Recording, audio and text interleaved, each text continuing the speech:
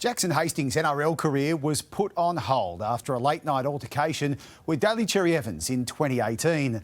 This weekend, the pair will share the field for the first time since that incident when the Seagulls host the Tigers, and there's no doubt Hastings will have a point to prove.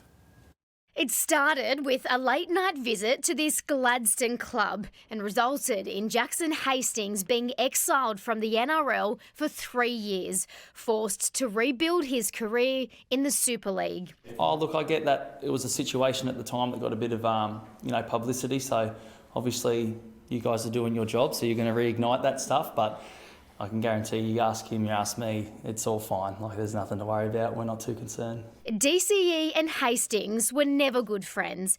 That hasn't changed, but now there's mutual respect. I saw him after the trial match and said g'day and good luck for the season. So, like I said, it's really good to see him play good footy this year. His new partner in crime at the Tigers knows Hastings will be fired up. Yeah, I think knowing him, I think he would. But he's a very competitive person, and every game he wants to win. And I guess coming up against an old side, it would probably be a bit more exciting. Hastings has been one of the Tigers' best this season. One teammate likened him to Maroons legend Cooper Cronk. I've just never seen a player like him, trained with a player like him. Oh, I've probably trained with Cooper Cronk, and yeah, he's similar. He's similar to Cooper Cronk. Just his talk, just his intelligence with the game. And Tom Trbojevic returns from a knee injury this week. It'll be the first time all three Trbojevic brothers will line up in the starting side. We always used to watch State of Origin together. Now, obviously, me seeing them play it and play at the highest level.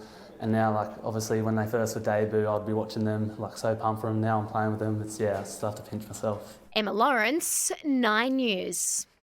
With reinforcements arriving, Parramatta's 5'8" Jake Arthur has been dropped back to the reserves ahead of their grudge match against the Panthers on Friday.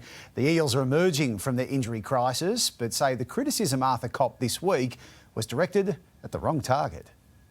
Order has been restored at the Eels. Dylan Brown and Mitchell Moses will resume their halves partnership as they look to end Penrith's red-hot run.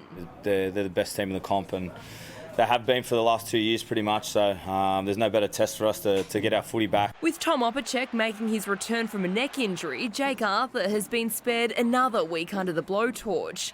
He copped an immense amount of criticism following their 31-point loss to the Cowboys, but teammates say they actually let him down. I think it's a bit harsh, all the criticism that he's copped. It's not his fault we lost. It's us as senior players. We went up to scratch to help him out and help our team get a win. So it's pretty much on us.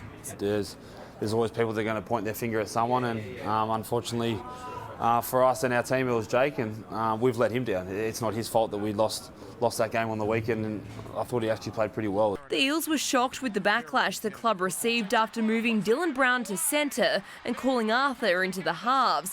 But today shed light on why the decision was made. There's no other option. That's what I don't think anyone really realises, that that's the option. That's the only options that we had in our team, in our squad. We've got that many injuries. It's not funny at the moment. But the tide is finally turning. Their injury crisis in the outside backs almost over, with Opacek back and Sean Russell also closing in on a return from a rib injury. I think he might be playing cup this week just to see how it goes, but I think over the next 3 or 4 weeks we get a fair few back. So hopefully that's it for the year.